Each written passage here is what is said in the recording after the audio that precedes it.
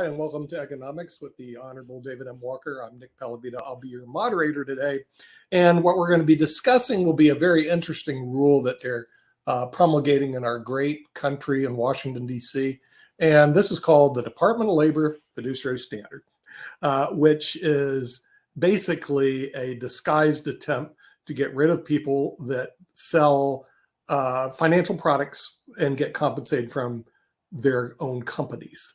Like, no kidding. So I went to Washington, D.C. First time I did this to testify last week in front of the Department of Labor to explain to them a very interesting phenomenon. Once they did this, retirement plans in this country dropped 40%. Really what happened, whether they know it or not, the financial advisors quit. They just quit setting up retirement plans. They said, this is a bad idea. But here's another bad idea. Let me show you what the fiduciary rule was. I had to read through it on a train up to Washington, D.C. There it is. That's one rule promulgated by Washington. And I had to explain to them, because they lied in their fact sheet, that $5 billion was lost in fixed annuities. If you have a fixed annuity, no commissions are taken out of your account.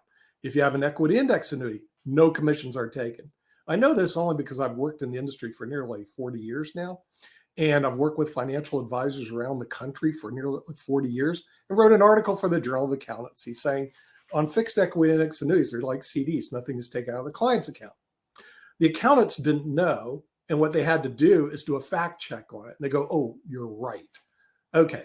So with this fiduciary standard, which says that purportedly all the advisors have to operate in the best interest of their employees, should we adopt a fiduciary standard in Washington, D.C.? In other words, if it's good for everybody else, maybe it's good for them. So because I don't think they're operating in the best interest of the American public. With that, we're going to bring in the Honorable David M. Walker, the former Comptroller General of the United States. And yes, I did bring up, David, the $34 trillion in debt. That should be the first thing on their deck, not a crazy another rule by the rule mongers. So I brought it up. By the way, I made no friends. David, I absolutely made no friends. In the Q&A session, they totally ignored me. Totally. They ran over to somebody who was doing a fiduciary rule for alternative investments and saying, how can we craft the rule to make it work for alternative investments? And then finally they said, any questions? I said, yes, I have a question. Have you done a study to see the last time you did this, that retirement plans dropped 40%? Oh, no, we didn't have a study. And by the way, time's out. That's how I got treated. It was like, hey, if you're going to tell these clowns in Washington the bad news and be in their face, they'll either A, ignore you, B, push you out of the way, but they're not going to address that $34 trillion in debt that you're talking about. But hey, look, at my age, why do I care? I'm not looking for a job from one of their hacks. I could care less. I'm just hoping not to die next year, So when you get older, frankly, you just don't care. So, but I do care the fact that the $34 trillion in debt and AARP keeps going, oh, we're going to maintain Social Security. No, you're not. The numbers don't make sense. And you're not doing anything about it. Social Security will go down the toilet. Same with Medicare. Medicare will go down the toilet by the time we're done with this program. And David, these people are blind. Then I took a train to New York and got to deal with some real people, which is pretty good. These people are idiots. Let me mention a couple of things. Okay. First, in addition to being the former Comptroller General of the United States, as you probably know, I'm the former Assistant Secretary of Labor for Pension and Welfare Benefit Programs, which is ERISA, which I assume is the group that you were testifying before, the Employee Benefit Security Administration. Yeah, it was the Employee Benefit Security Administration. And so I guess the first question that I would have for you is, what specifically did you recommend? All right. And then the second question that I would have is, did the issue of risk associated with annuities come up? Because I think that is a serious issue. I'm not talking about compensation. Yeah. I'm talking about the fact that you cannot rely on the credit rating agencies to really assess risk for retirement annuities, because their horizon is so short, and given the significance, the amount, the time frame in which people would be relying upon these payments. Okay. First of all, you have to distinguish between variable annuities, Yes. which is security, and it falls under the jurisdiction of the SEC. It is nothing that we ever put in our pension plans. And then fixed and equity index annuities, which are governed under state law, and they're basically CDs offered by the insurance company. Now, the variable annuities are a whole different cat. Their fees, commissions taken out. They're the wild, wild west. We don't use them. Fixed and equity index annuities are they're solid investments. We even used them in our retirement plan. They're like CDs in a bank. Now, you did bring up another risk, and that's the risk of what happens if the insurance company go under. I know one company that I worked for went under. It cost me about $800,000 when I was a youngster. Didn't know that insurance companies could go under, didn't know all my renewals would be stripped from me. But I learned a lesson from Mutual Benefit Life back in when I was my 30s. Oh, okay. With that, it can go under. Now, how do you protect that? Every state has a state insurance guarantee fund, similar to the FDIC. Most of them cover $250,000, $300,000, except California, 80% up to $100,000. It's the worst. The best, New York and Washington, $1 million. You can buy $1 million of annuities and have it covered. So if you have a product, which they do, that has a guarantee they're not going to lose money, an upside, how do the insurance companies make money? They don't the first year. As a matter of fact, it takes a while for them to actually make their money back. So they tack on surrender charges because they do pay the producer. They don't take anything out of your account. They credit you interest and they lose money, like no kidding. As a matter of fact, some of them during the low interest rate environment called us and say, we have a goal this year. I said, what's the goal? Don't sell any of our annuities, okay? Because we can't make any money. They actually lose money the first year. How do they make it back? It's the surrender charge. If you keep the money with them long enough, and usually the surrender charges are much longer than in a CD. They're 6, 7, 8, some are even 10 years. That's how they make their money. Now let's look at the commissions, okay? Then I'm gonna pick on the fee. Now, I've only worked with these people for 40 years. So when you work with people for 40 years, you know a lot about it. Okay, commissions. I'm going to pick the fee advisors who are attacking it and the annuity advisors. The fee advisors say, hey, we only charge 1% on your assets under management. Sometimes they charge 2, sometimes they charge a half a point, but let's say they average 1%. Over a 10-year period, they'll collect 10% of your assets. If they go up, they collect more. If they go down, in this. You're freezing up. You froze. I can't hear you, Nick. They don't tell you they make money when you lose money. Yeah, you're frozen, and you froze up for about 30 seconds. I know. I was going to say, I think the fee-based people. By the way, it's the fee-based people are behind this. What they want to do is eliminate competition in their market. So I'm going to attack their underbelly because I know this. Kind of like the Democrats and Republicans. They want to eliminate the third option. Get rid of these guys that are getting paid by the insurance company. You just have them be the only advisors. But here's one of their underbellies. If you have $1 million, they lose 100,000. They still make 9,000 on 1%. In other words, just because they lost money don't mean that they didn't make money. So over that 10-year period, they're going to make 10%. The annuity commissions average about 5%. Okay, and they pay the GA, the rent, they pay everything out of it, but it's a one-time charge. In other words, you get paid up front. That's it. You don't get paid again. Okay, so for the next 10 years, as money stays with the insurance company, they amortize that 5% over 10 years and say, okay, it's a half of 1% is what they're paying out in commissions, literally. The fee-based guy got 10%. Now, over what has really happened in this market, from 2000 to 2010, the annuities beat the S&P 500. But you'll never hear a financial advisor say that. Do you know why? It's not in their interest. As they want to take your money and put a wrap fee on it. They hate annuities because they can't put their wrap fee on it. That's the truth. Okay. So but then from 2010 to 2020, the S&P 500 creamed the annuities. Now we're at 2020, 2030. We don't know. So most of the clients we work with, we diversify because no one knows what the future is. All right. Now, with that crazy rule that they're spending all this time with, wouldn't it be nice, David, if they spent time looking at their national debt and reducing it, balancing the budget, which my QDOS analysis show you need to reduce every department 28%.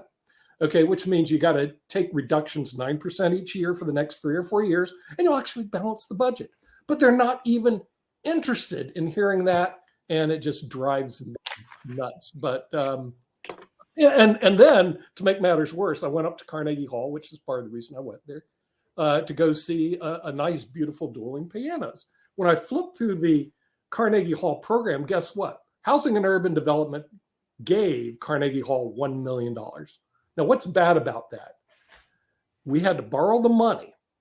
We had to borrow the money to give Carnegie Hall, that's supported by millionaires and billionaires, $1 million. Why did we do that? It's just another government waste, my friend. You know, they have no What business. does HUD have to do with that anyway? You told me Housing and urban development, is that what you're saying? Housing and urban development is giving money to Carnegie Hall? It's in their program. Carnegie Hall was given $1 million by HUD. We can bring the other panelists in. It drove me crazy because this is the type of trash that goes on in Washington, D.C. all the time. I know Rick has been waiting with his hand up, so maybe he has some comments. So the underlying theme to all of this is that people are mathematically undereducated about financial math. That, like, there's a reason that car dealers like leasing cars, because it involves more numbers than just selling a car. And the more numbers involved, the more hocus pocus can go on. And there's just a lot of numbers with finance and economics, and individual consumers don't understand it. And I would guess that most of the members of Congress don't have the necessary level of mathematical sophistication to make good judgments, to become an actuary, to have the level of experience that you have, Nick, and you have, David. You have to go to school for years. It's the most an actuary makes mathematical decisions for an insurance company. You have to be certified by taking a brutal series of 10 exams to be qualified to. And now it's even worse because it's all computer driven, and there's just a lot of numbers, and nobody understands the numbers, which means that everybody makes bad decisions. But Rick, okay, I've had 2 full-time enrolled actuaries working for me, and you're right. They have to really pass exams that are harder than the CFA, harder than the bar, harder than the CPA exam. It takes them usually 10 years to pass these crazy exams. But since you're a Mega Society member, you'll appreciate this. The math is basic math. It is not calculus. It's not doing Mobius strip calculations. It is really very, very basic math. Actual science isn't rocket science by any stretch of the imagination. ERISA, sorry to say it, David, they made it overly complicated.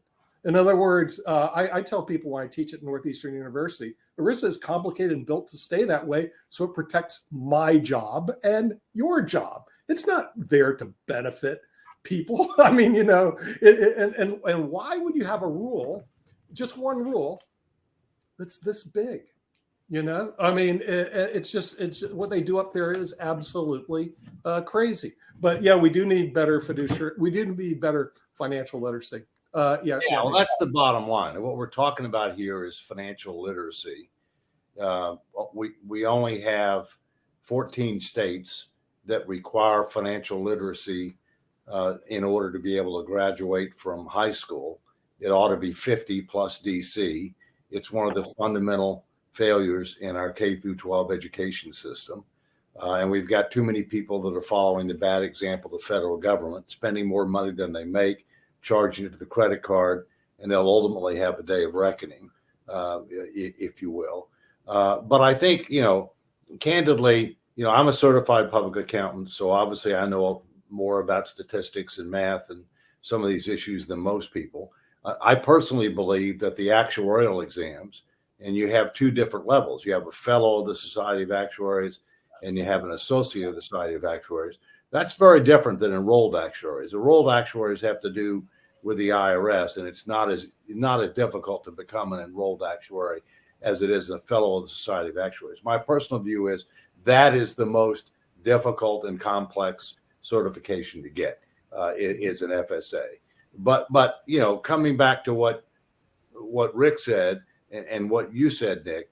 I mean, the fact is that we're talking about fundamental math here. I mean, we're not talking about anything that's very complicated. And I've said many times that there's a new 4-letter word in federal fiscal policy. It's called math, and most of the elected representatives would fail that exam. Right. Yeah, and that's part of the problem I had when I was talking to them. I did put another thing through there. I asked them a simple question: how many of them, the people that work at the Department of Labor, EBSA, how many have managed set up more than 5 retirement plans? How many do you think? 0. In other words, small retirement plans. 0. Okay, so they never met with a client, a small businessman. They never went through all the Now, I've set up hundreds of them over 22 years. Okay. But I believe the people in the ESBA, they have nobody in there that have set up even 5 retirement plans and met with 5 clients, small businesses, as to what their concerns are. So here you have a group that's promulgating a rule like this that isn't really qualified to even promulgate a rule. Because they were hear you. No, I know. They were never in the trenches. Yeah. They never listened. We're on the front lines. Yeah, but, right. But in fairness, that exists in large aspects of the federal government, and it also exists, not just in the executive branch, but in the legislative branch as well. Yeah. Yeah.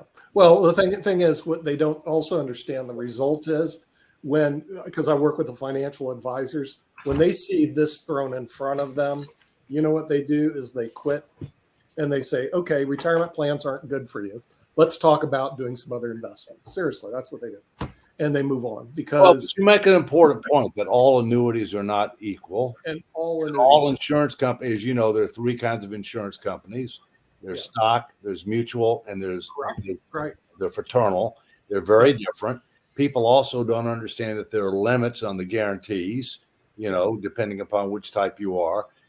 And furthermore, they don't understand the difference between a retirement annuity and an investment annuity, okay? Because a lot of people end up, use them, for investments, if you will, and not for retirement income. And they're fundamentally different. And the horizon is fundamentally different. Last thing I'll say on this, and then we can get into the broader topic about the government, is as a whole, and not leading by example, is one of the things I found when I went to the rating agencies back when I was Comptroller General, and I was concerned about the poor job that they were doing in connection with government credit evaluation. I also was concerned about insurance company credit evaluation. And one of the things that I found was that I was told by more than one major rating agency that they only look out 5 to 7 years. And they basically say, can you end up meeting your obligations for the next 5 to 7 years? Well, as you know, when you look at, a government, and when you read the financial statements, whether it be the federal government, state government, or many local governments, they've got huge unfunded obligations that only get worse with the passage of time, and they may not come to fruition until beyond that 5 to 7 year horizon, and therefore they're not within the scope of what these entities are looking at. Okay, you've got the same thing with regard to insurance companies, to the extent that you're talking about retirement annuities, where you're counting on a stream of income over many years, and now you find that you've got a lot of private equity firms that are buying up a lot of stock companies, okay, and engaging in a range of creative practices with reinsurance and investments. And as you know, the SEC recently announced that you can't rely solely on rating agencies for determining risk. And I think one of the things that really has to happen is we've got to take a lot harder look at the degree of transparency, what's going on with regard to reinsurance, and what's going on higher risk investments as compared to surplus rather than as compared to total assets, in really assessing risk for insurance companies, especially when you're dealing with retirement annuities. Yeah. By the way, one big danger you just pointed out, and the American public doesn't even know it, is what you just said. Private equity companies are buying stock insurance companies in the United States. Now, this is my opinion because I've worked with the private equity people. This is really bad for the American consumer because there's nobody I've worked with in private industry that just wasn't greedy as a hawk, David. And one place that you can dismantle huge amounts of assets and put them in your pocket is insurance companies. When we had the mutual company structure, it was okay because oddly enough, if you're an insurance holder, policy holder, you're basically the shareholder of that company. Now that they demutualize and have stock companies, you can have Chinese private equity groups come in and own the insurance companies, which have asset piles up the gazoo, dismantle them.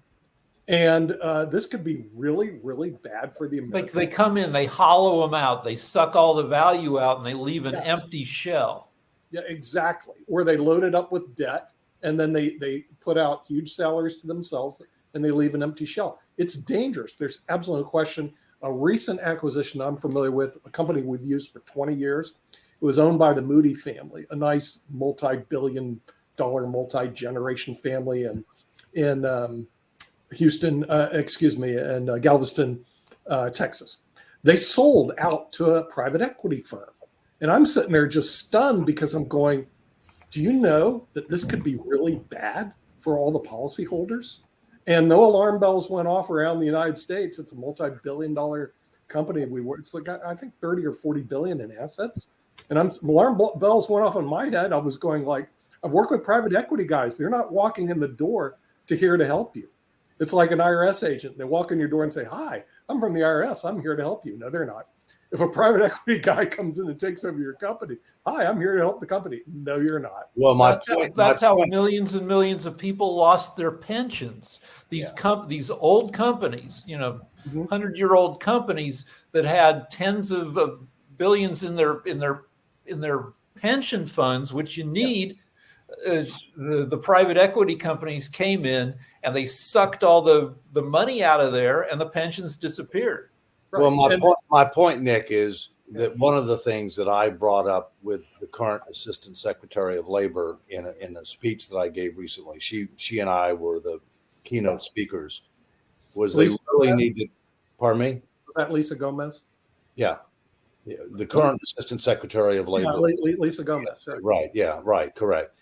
She was a keynote. I was a keynote at a big ERISA conference, if you will. And the point that I made is they need to recognize this reality as the SEC has and really have more guidance with regard to fiduciary responsibility in connection with annuitizing pension obligations, because it's going on big time.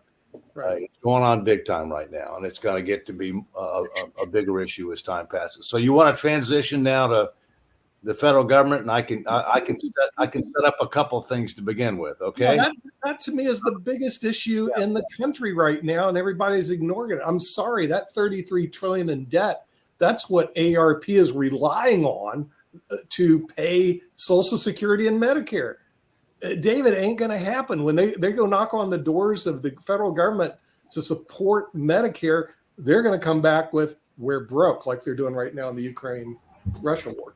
All right, well, let's unbundle this a little bit, okay? First, let's talk about fiduciary standard, which is basically a fiduciary is a position of trust. You have a duty of loyalty, to a person or institution or whatever, to act in their best interest. I can tell you, as you know, that I used to be a trustee of Social Security and Medicare, one of two public trustees. The others are all cabinet secretaries in the current administration, whichever administration that might be. One of the first questions that I asked before I accepted the presidential appointment to be one of the two public trustees is, would I be deemed to be a fiduciary? And the answer was no. And the reason being is I wasn't concerned about how I would act. I wasn't concerned with regard to how my fellow public trustee would act. But I know when you've got a bunch of politicians involved, then that is a high risk endeavor. In addition to that, as you probably know, under the Social Security Medicare system, under current law, any surplus that exists, and for years we were taking in more than we were paying out, so we were generating a surplus, had to be invested in U.S. Treasury securities or other securities that were backed by the full faith and credit of the U.S. government. So you didn't have an option as to what you could do to create a diversified portfolio that might create a higher risk related return. We're in an opposite situation now. We're paying out more than we're taking in. And the trust funds will go down to zero at different dates in the future. And contrary to what some would tell you, the only way you can pay benefits for Social Security is through the trust fund, not through general revenues.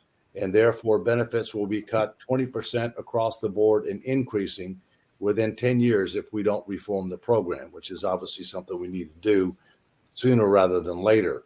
But let me make a couple of more points and then we'll open it up.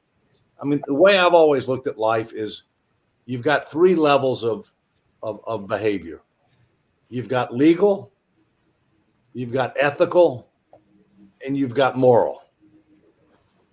The floor or the lowest standard is legal.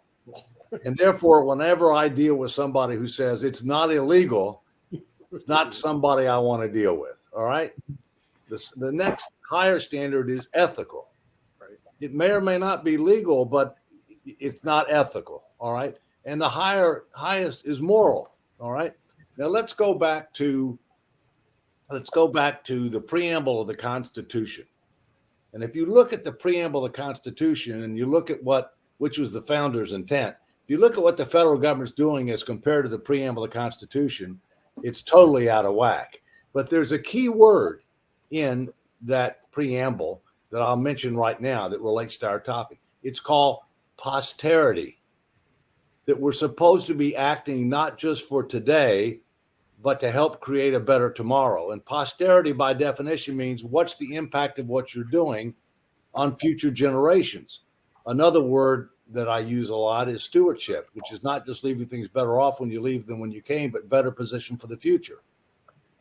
The issue that you talked about, the mounting debt burdens. And by the way, the 34 trillion is just the tip of the iceberg, because you have to add the unfunded obligations with Social Security, Medicare, military civilian pensions, retiree health care, et cetera. The real number's 125 to 130 trillion. That's the real number, okay? And it's growing faster than the economy.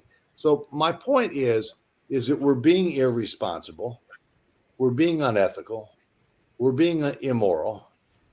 So whether or not there's a fiduciary standard which applies to the government, which it clearly doesn't, okay? And don't hold your breath if you think that they're going to enact one, if you will. We clearly are violating the others. We're clearly mortgaging the future of our kids, grandkids, and future generations. And that's irresponsible, unethical, immoral, and it needs to stop. It's one of the things that I continue to fight for every day, is to be able to change course and try to help provide a reasonable assurance that our future will be better than our past, because on the path we're on right now, it won't be. Oh, good. Yes, Kim. I'll let you moderate, Nick. Yeah, well, Kim's up. So. Hello, David. Thank you for mentioning that. All too often, I'm always hearing, you might be right, but you're not politically correct. I always try to take that moral road, but I don't think we're really given an opportunity or taught to drive home that morality, because it's always about what's legal. I mean, all too often I'll sit in a court case or a hearing and it's all about what's legal, not about what's moral. And I think we left that a long time ago, and it's hard to bring it back when all you're fighting is just to survive. And to survive is what's legal, not what's moral. I think we need to get back down to our roots. And I don't know what the reset button is anymore, because all too often I will get out there and try to do things, but I'm not politically correct. So, if you're not politically correct and you can't get ahead in the game, then there's nothing left. So I agree with you, David, 100%, but I don't think this debt problem we have has anything to do with even being politically correct. I think there's a lot of corruption. And Nick brought something up that he visited Carnegie Hall the other day and saw donations made by, and then I went and looked, and, the housing development, the state, the New York State donates $20 million. The housing development, $1 million. And these people are given seats based on their donation. And I'd like to know, why are they donating so much money? I mean, I understand the Arts Center has to have some money funding through it, but that's a lot of money. And I would like to know who's sitting in those seats.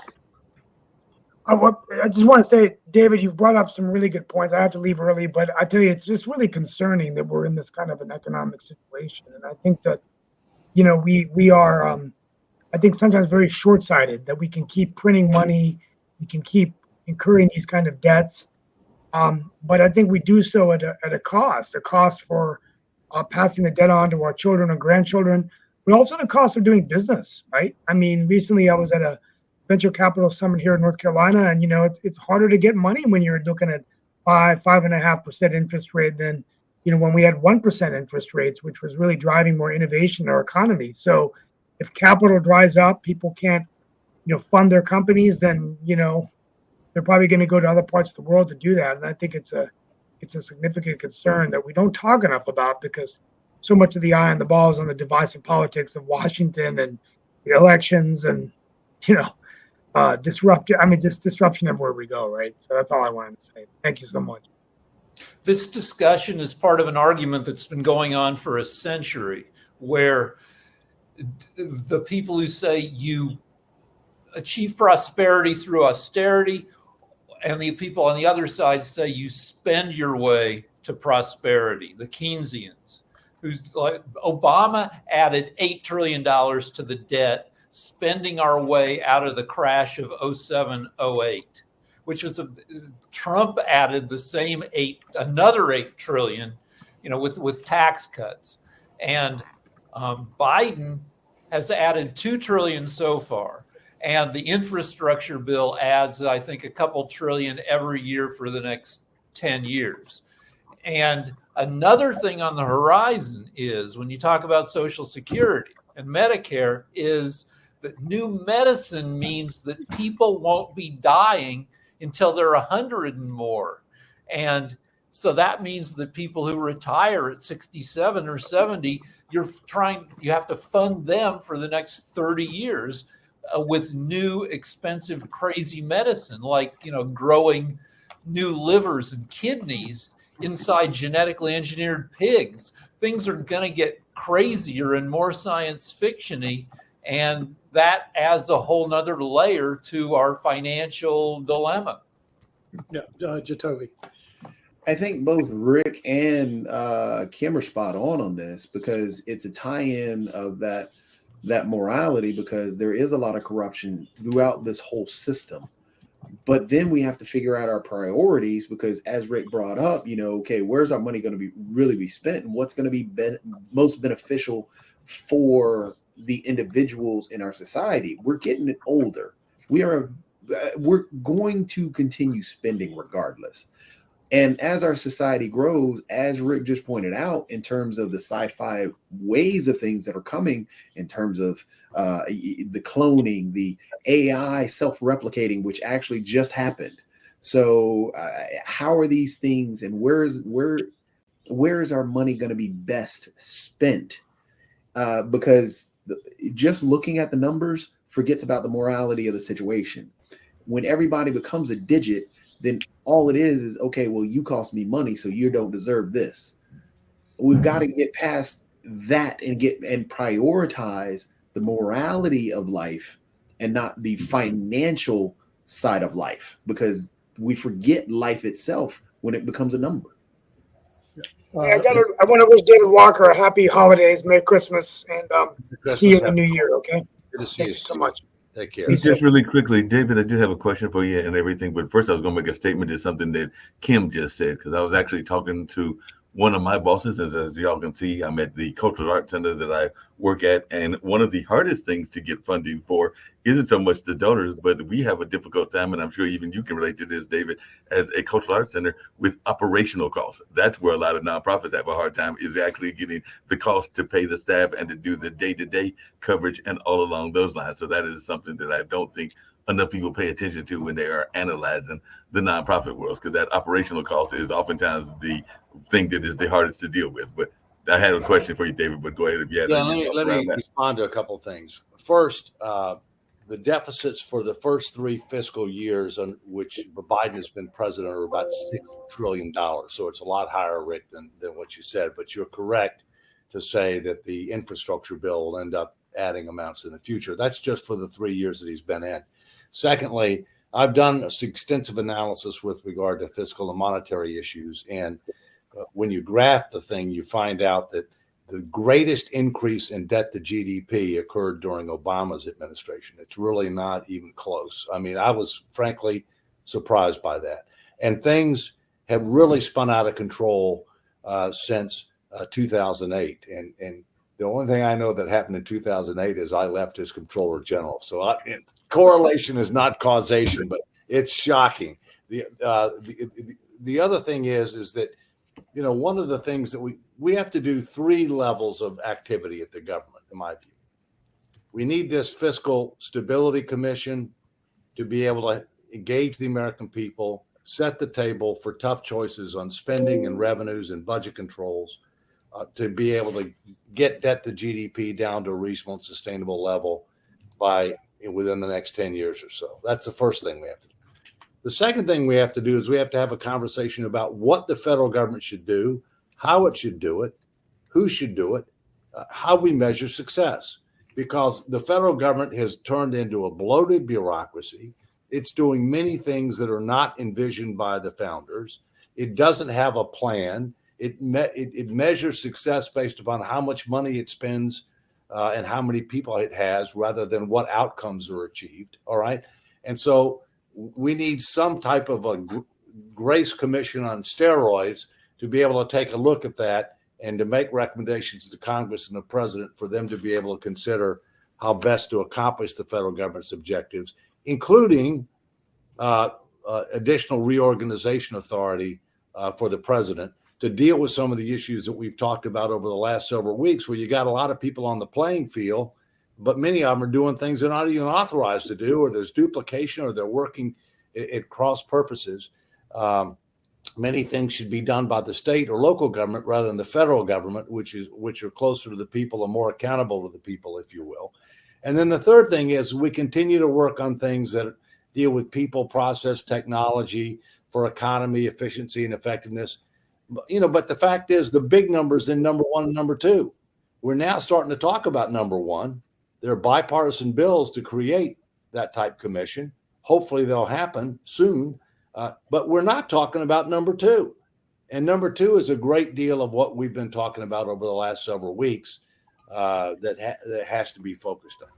Thank you. And the quick question I have for you, and that's what I was getting ready to, I'm going to make that comment about the notion of definitely the resources and everything. But I saw 2 things in the news that I was curious to your thoughts about, because I know a lot of times we think about the impact of a foreign business and everything, as well as the impact of unions, David. And I did see that Japan's Nippon Steel just bought U.S. Steel for $14.9 billion, and that a Tesla rival, NIO, secured a $2.2 billion investment from Abu Dhabi fund and everything. And then I also saw where there's this strike going on that the Teamsters authorized against Anheuser-Busch. So I was just wondering, David, your thoughts around the importance of the unions and the importance of this foreign money coming into our economy and all along those lines. And should we be concerned about such deals as the 2 that I just mentioned? Well, we're in a global economy. And what you're talking about is an example of that fact. I own some U.S. Steel stock. I'll have to look and see whether or not it's time to sell now that you just told me. I mean, one of the reasons I bought it is because I thought they were going to be taken over. I don't know when that got announced, but that's news to me. I think let me come back to something you mentioned before. I've run two not-for-profits. Right. And I agree with you that it's difficult to be able to get people to contribute to try to defray operating costs. Right. Because when people want to give money, they want to be associated with something new and something different, right? You know, an initiative, Right. you know, a new exhibit, Right. something that in many cases they like their name to be associated with. And they don't necessarily want their name associated with overhead, right, or what they perceive to be overhead, right? So that is a challenge, but you need to have reasonable operating expenses as well. So look, I mean, that's just recognizing, Mark, the fact that we're in a global economy, and that there are other countries out there that have significant resources that they can bring to bear. The question is what are we doing to be more strategic with regard to our activities, both domestically and internationally? And the challenge that I have with that is the U.S. government to this day still does not have a forward-looking, outcome-based, resource-constrained, strategic plan to try to maximize our economic potential, our diplomatic influence, our military capabilities. We don't have one. And what people will tell you our strategic plan is the budget. It's a one-year document that we've only passed on time and appropriations 4 times in 72 years. So we've got a lot of fundamental work that needs to be done. The U.S. Steel acquisition was announced 4 hours ago, David. So, well, there you go. Well, that's why that's usually don't know anything about it. I felt it was going to get acquired. I just didn't know when and by whom. All right. So It's the journalist in me, Dave. I'm studying stuff constantly.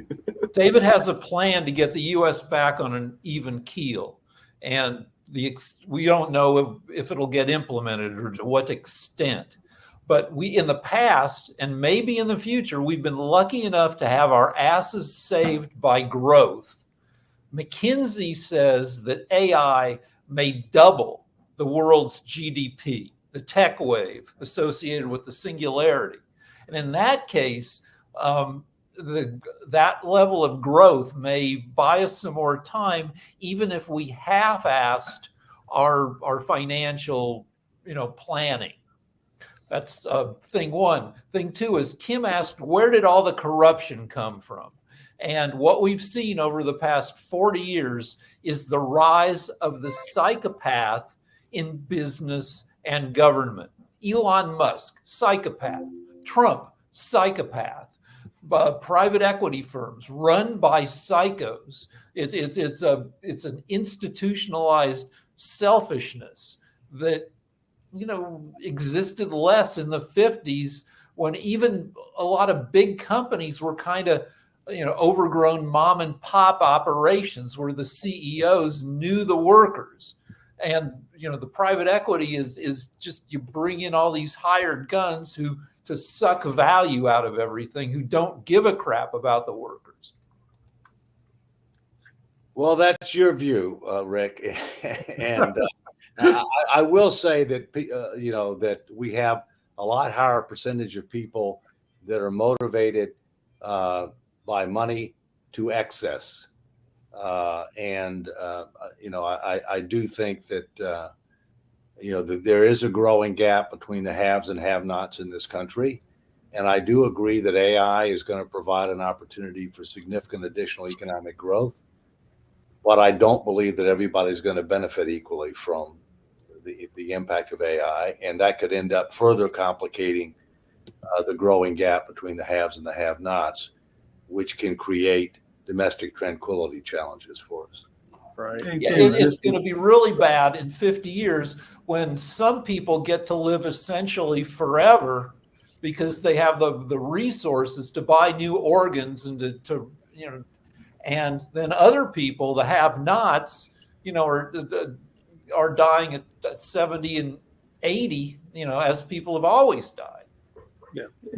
Hey, David, just really quickly, Because I've always wondered this, and I don't know the answer, but I just saw recently, I think it was on Friday, that they are saying that the unemployment rate is going to rise in 2024, and that there are going to be several million folks that will lose their jobs. But when I hear numbers like 3.9% going up to 4.4%, that doesn't really seem all that bad, because that means that at least 95% are actually working and everything. So what is the acceptable amount of unemployment? And I am not an economist, don't have the kind of background that you do, David, and everything, but what is considered acceptable? Because like when I saw that article, I'm seeing all these figures where people are concerned about these millions losing their jobs, and I definitely understand that need to want to be concerned about our fellow man. But I was just wondering, I don't think there's a specific number that is universal with regard to the definition of full employment, but I think you need to.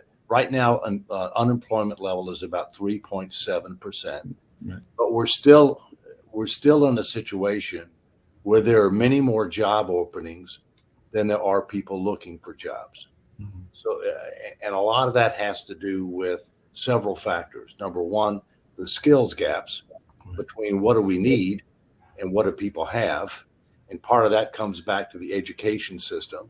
Part of that comes back to training. Part of that comes back to the immigration system. Okay, a mismatch, if you will, and part of that has to do with the fact that you're not even counted as being unemployed unless you're actively seeking employment. Well, in some cases, the federal government was providing so much assistance as a result of COVID that people, it was better for people to not go work because they got a lot of benefits that were tax-free, rather than to go work. So, look, I mean, we don't have an unemployment problem right now, but we have an increasing challenge because of the difference between what type of skills and knowledge are we going to need versus what do we have available to us through the current population and based upon immigration policy. And then, as Rick said, and then I'll turn it over after this, AI is going to have a positive and negative impact.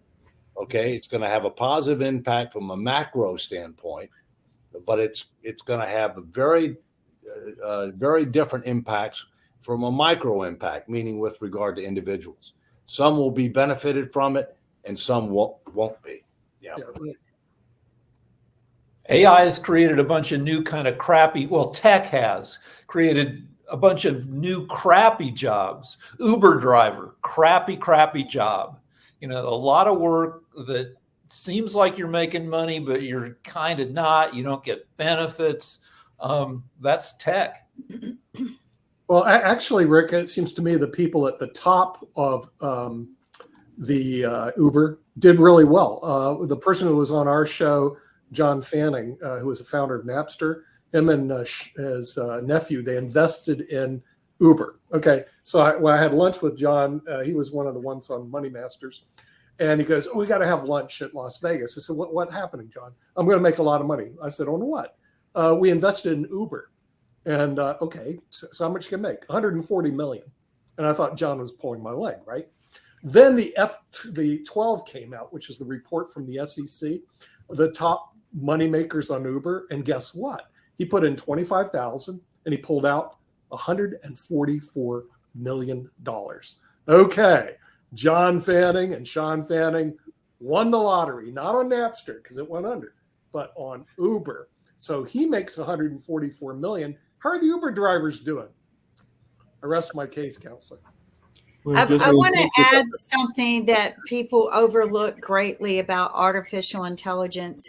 When we really started driving this home many years ago and creating big super computers to work with it, it was not intended to replace humans, okay? Artificial intelligence is nothing more than what we collect, data we collect, and it was intended to improve the quality of life we have, to improve our jobs, okay, but not replace humans. You cannot replace the human factor in any sort of way. And it is being made stupid now because people are not thinking and utilizing HI to implement the AI we have today. And all too often, I'm dealing with customer service now ran totally by AI, and they have no idea what they're talking about. I spend an hour trying to get past the AI to get to a human, that I end up eventually just contacting the executives and saying, what on earth have you designed here? Who designed this? So we got to stop taking away jobs. And I get shot down every time I do this little speech or lecture of, oh, you don't know what you're talking about. We need to cut corners. Every time you cut corners, you make our lives worse. Okay. HI is more important than AI, and we need to re-involve it. And we need to get back to the basics of human intelligence and let AI become what it was intended to be. And that was just to improve our quality of life and make our jobs easier and more efficient, but not to replace us. Kim, the key word is representative. Just say representative. But Jacoby's had his hand up here. Right. Okay. Just to touch on the AI thing, because this kind of ties in, there are two things that I wanted to, one, I'll touch on the AI, and the second thing is something I'm curious about from you, Dave. But the first thing with AI, that's the gaming world. That's the whole programming, coding, and all that. That's the gaming world. It's been there forever. It's been utilized, and it's now hitting reality more so than people are used to. But as a gamer, we've seen AI and we know where it's going. And speaking of, that's one of the things that I shared in the chat, talking about how AI has now crossed over the hurdle of self-replication. So now it's self-replicating and actually improving upon itself. That is something that they talked about with Skynet and the Terminator and everything else. So it's coming down the pipe, and it's going to change a lot of things. One of the also things that Rick, and this all ties together, what Rick was talking about in terms of how tech is kind of messing with things. Again, there is something big that could be the canary in the coal mine that came out of the gaming world, because a lot of this stuff in the future is coming there. Right now, for example, AI being used to create different games. But right now, Epic Games created what's called a gaming engine. That gaming engine is what most gamers use, or most developers use, to create games. And just like AI, what Dave, you were talking about, how AI can sometimes help out and sometimes hurt. This is what the gaming engine is, the canary in the coal mine. So there was a developer who just recently hired people from across the globe, and they bought different packages. So with this gaming engine, you're able to, you have different assets that you can throw into an actual world and create a game. And it makes it easy for people like us, just to create, the layman, to create a game. And so this developer did that. It's a developer called Fantastic. They created a game. It started in 2019. It became one of the most hyped games to get released by 2021. It was on the list. It became advertised. Actually, it's Fantastic with no A at the beginning. It's FN-tastic. But so they got the hype behind it. Everybody was wanting this in the gaming world. Then it got delayed. They had put out these marketing videos. Everybody fell in love with it. And what they showed in these videos, when they released it, finally, about 2 weeks ago, well, actually a week and a half ago, it got released. It was nothing as they put out there in the advertising, which all these packages they purchased. So there are about 200 packages they put together in this thing, just like any layman can do. And it became so hyped. And then what they ended up doing is, once you purchase the game online, you have to hold, if you hold it past 2 hours, you can't ask for a return. So they get your money. 4 days later, after releasing this game and getting tons of people to purchase this game, they close the studios and they reopen it under a new name. So now they kept the money, cannot be sued because that studio is closed, and now have reopened under a new name. So getting to the whole AI discussion, this is one thing that people are going to do. There are going to be a lot more scammers out there utilizing AI to create these various things that people are going to buy into because people aren't going to understand. Which gets to my question, Dave. With what you're pushing and what we're talking about in terms, going back to what you and Nick were talking about financial literacy and holding up the binder saying this is all to wrap together everything. And we're talking about the debt, the national debt. And yes, we all agree that there's corruption in there. But how do you protect individuals themselves from the actual corruption of the companies? Because we know inflation has gone down, but there are currently companies right now that are using the inflation itself to actually take advantage of people, going back to the scams that people don't really understand. And no matter how much financial literacy you can teach somebody, people still fall for scams. And I don't doubt that everybody in here sees those emails that you get. And if you click on them, you can be financially smart and be financially literate, but you can fall for a scam. So how, in what you're putting together, how do you, I guess, stop the price gouging, protect individuals that are getting taken advantage of? Because we've talked about cutting out these things, but what about the protections that have to be in there? Well, first, financial literacy is critical, but it's not the only thing that we need to deal with. I mean, part of the issue you're talking about with regard to scams, and scams in many cases, they try to prey on seniors, who may have cognitive challenges, if you will, as they get older in life. I mean, part of it is fairly fundamental, and that is the old story of caveat emptor, buyer beware. I mean, I think there's a lot more going on right now, including by large existing organizations like AARP that are trying to make their members aware of some of these activities, to make them to be more cautious, to do more due diligence. I mean, for example, all of us, I'm sure, get approached from time to time about things, and I will end up doing, let's say, an internet search to try to check out the organization or the individual that's involved. All right. I mean, part of it is helping people understand that you can't take things at face value. You need to do some due diligence or have somebody do it with you. And if you can't do it yourself, get your kids or your grandkids to try to help you do it, because they're more literate with regard to a lot of the technology issues. But you make a good point, Jatovi. I mean, we're always going to have that challenge. And we need to recognize it. We need to figure out what we can do about it. We should have zero tolerance, but it's never going to be zero. Yeah, about a third of every issue of the AARP magazine is avoiding scams. We still have a landline, and if I answer the phone, hello, they'll go ahead and they'll make their pitch. But if I answer it, go what? That they hang up. And with that, we're going to hang up. So we do want to thank the Honorable David M. Walker, because we're at time, former Comptroller General of the United States, and all our viewers in the United States and around the world with economics with the Honorable David M. Walker. We'll see you next time. Merry Christmas. Merry Christmas.